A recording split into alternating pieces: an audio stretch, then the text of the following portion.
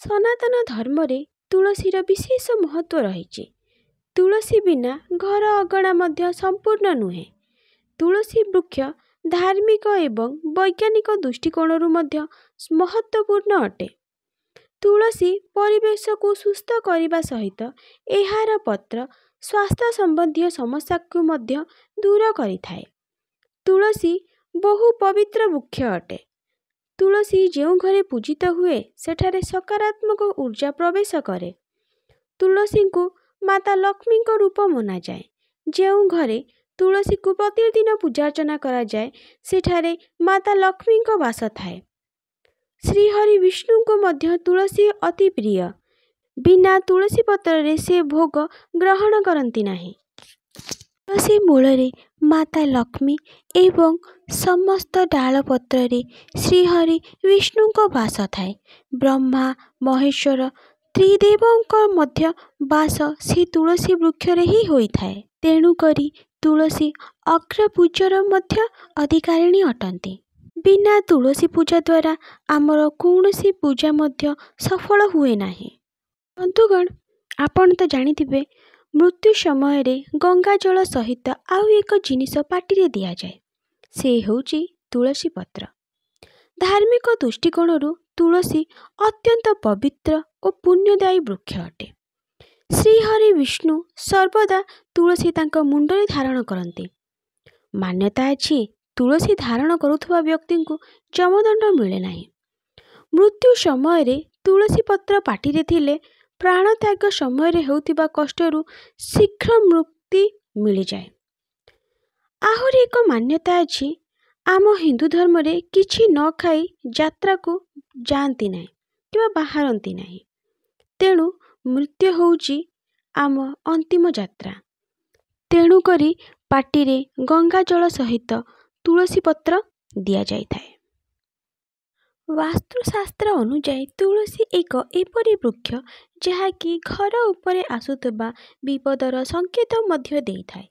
ତୁଳସୀ ଏକ ଏପରି ବୃକ୍ଷ ଯାହାକି ଘର ଉପରେ ଆସୁଥିବା ବିପଦକୁ ମଧ୍ୟ ନିଜ ଉପରେ ନେଇଯାଇଥାଏ, ଯାହାଫଳରେ ତୁଳସୀ ଶୁଖିଯାଏ। ତୁଳସୀଙ୍କୁ ଆମେ ମା'ର ଆଖ୍ୟା ଦେଇଥାଉ। ମା ଯେପରି ତା ସନ୍ତାନର ରକ୍ଷା କରେ, ତୁଳସୀ ସେହିପରି ନିଜେ ଶୁଖିଯାଇ ତା ସନ୍ତାନକୁ ସୁରକ୍ଷା ପ୍ରଦାନ କରେ। ତୁଳସୀର ସବୁଜମୟ ପତ୍ର ଲାଭଦାୟକ ତ ଅଟେ, କିନ୍ତୁ ତୁଳସୀ ଶୁଖିଲା ପରେ ମଧ୍ୟ ବ୍ୟବହାର ଯୋଗ୍ୟ ଅଟେ। ଅଧିକାଂଶ ଲୋକ ତୁଳସୀ ଶୁଖିଗଲେ ତୁଳସୀକୁ ଫୋପାଡ଼ି ଦିଅନ୍ତି। ତୁଳସୀ ଶୁଖିଗଲେ ତୁଳସୀକୁ କେବେ ହେଲେ ଏଣେତେଣେ ଫୋପାଡ଼ନ୍ତୁ ନାହିଁ। ଏପରି କରିବା ଦ୍ୱାରା ମାତା ଲକ୍ଷ୍ମୀ ରୁଷ୍ଟ ହୋଇଥାନ୍ତି। ତୁଳସୀକୁ ଏଣେତେଣେ ନ ଫୋପାଡ଼ି ସସମ୍ମାନ ତୁଳସୀକୁ ପାଣିରେ ବିସର୍ଜନ ମଧ୍ୟ କରିପାରିବେ। ଆଜି ଏହି ଭିଡ଼ିଓରେ ଶୁଖିଲା ତୁଳସୀର କିଛି ଏପରି ଉପାୟ ଜାଣିବେ ଯାହାକୁ କରିବା ଦ୍ୱାରା ଘର ଧନଧାନ୍ୟରେ ପୂରି ଉଠିବ। ବନ୍ଧୁଗଣ, ତୁଳସୀ ଶୁଖିବାର ଦୁଇଟି କାରଣ ହୋଇଥାଏ।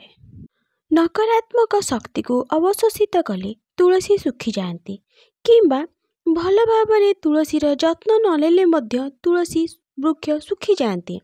ବାସ୍ତୁଶାସ୍ତ୍ର ଅନୁସାରେ ତୁଳସୀକୁ ସୂର୍ଯ୍ୟପରାଗ, ଚନ୍ଦ୍ରଗ୍ରହଣ, ପୂର୍ଣ୍ଣିମା, ଅମାବାସ୍ୟା, ଏକାଦଶୀ, ରବିବାର, ସୂତକ ସମୟରେ, ପିତୃପକ୍ଷ ଆଦି ଦିନମାନଙ୍କରେ ତୁଳସୀ ବୃକ୍ଷ ଉପାଡ଼ିବା ଉଚିତ ନୁହେଁ।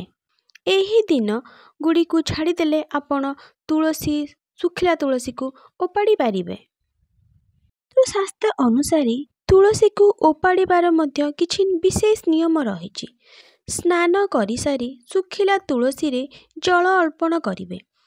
ଲକ୍ଷ୍ମୀ ନାରାୟଣଙ୍କୁ ସ୍ମରଣ କରି ତାପରେ ଯାଇ ତୁଳସୀ ବୃକ୍ଷକୁ ଓପାଡ଼ିବେ ଏବଂ ସେହି ସ୍ଥାନରେ ଏକ ନୂତନ ତୁଳସୀ ବୃକ୍ଷ ରୋପଣ କରିବେ।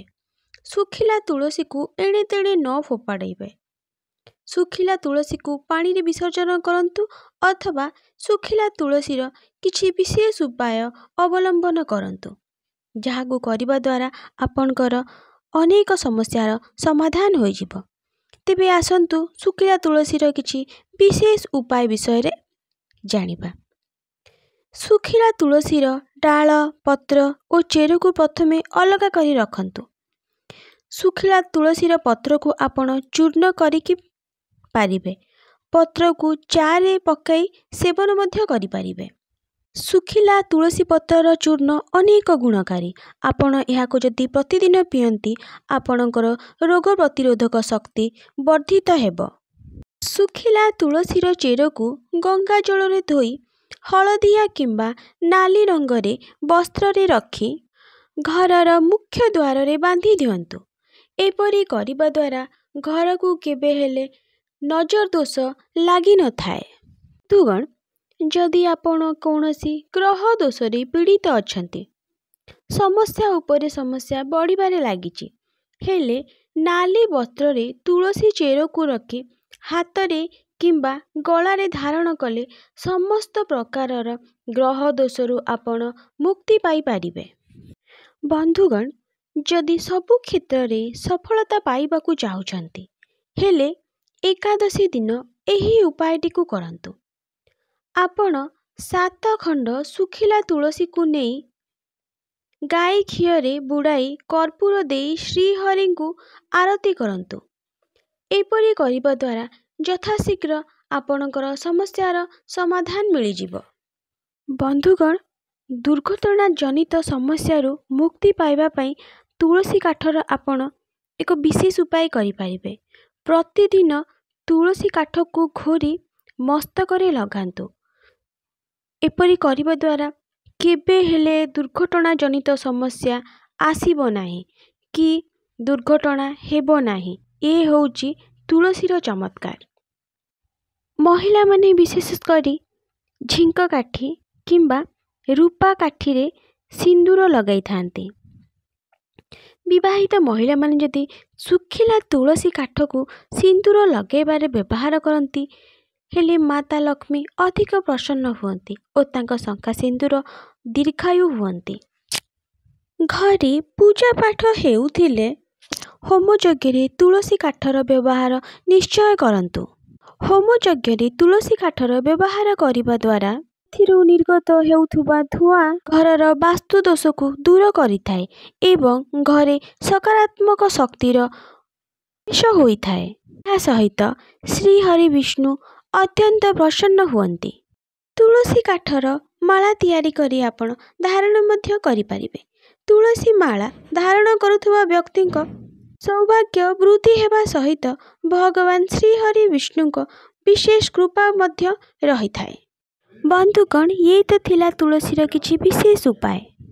ଯଦି ଭିଡ଼ିଓଟି ଭଲ ଲାଗିଛି ଭିଡ଼ିଓଟିକୁ ଲାଇକ୍ କରିବେ ଓ ଚ୍ୟାନେଲଟିକୁ ସବସ୍କ୍ରାଇବ୍ କରିବାକୁ ଭୁଲିବେ ନାହିଁ। କମେଣ୍ଟରେ ଜୟ ମାତା ଲକ୍ଷ୍ମୀ ଲେଖିବାକୁ ଭୁଲିବେ ନାହିଁ।